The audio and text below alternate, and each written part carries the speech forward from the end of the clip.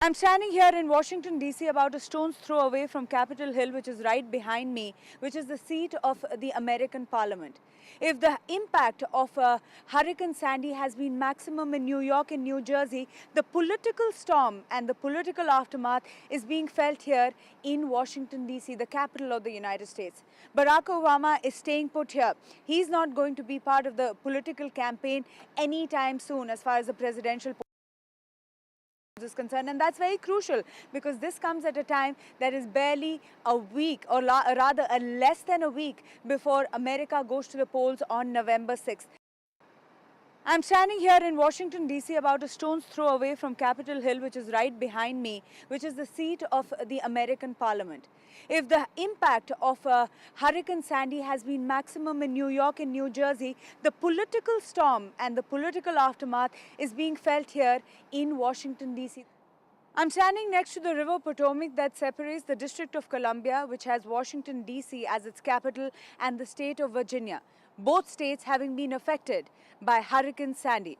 The levels rising here in the River Potomac are an indication of the kind of impact that Hurricane Sandy has had in its wake as it makes its way to the Canadian border, as it will finally move out of the United States by Friday.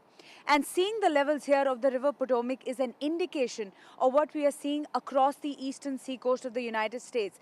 Coming with its wake, not just are the increased water levels, but also a lot of trees that have perhaps been affected or impacted by the heavy storm and the gust winds that we have seen across the eastern. It was quite expected by many quarters given the kind of damage that we have seen. Also the underground rail system of the subway having been submerged. LaGuardia, one of the airports in New York, also being submerged by the kind of rain and gust and wind speed that we have seen as far as Hurricane Sandy is concerned. But all along the East Coast, we have the U.S. National Guard that is out as part of the relief and evacuation measures. The citizens that if you can't make a call to your federal officer, if you can't get through to your administration, then make a call directly to me at the White House.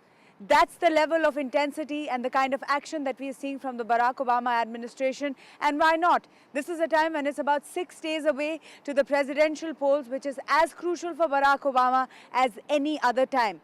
He doesn't want to make any mistakes at this point, and he's clearly showing that in the kind of efficient, in what most circles is being called, the reaction to Hurricane Sandy and its aftermath.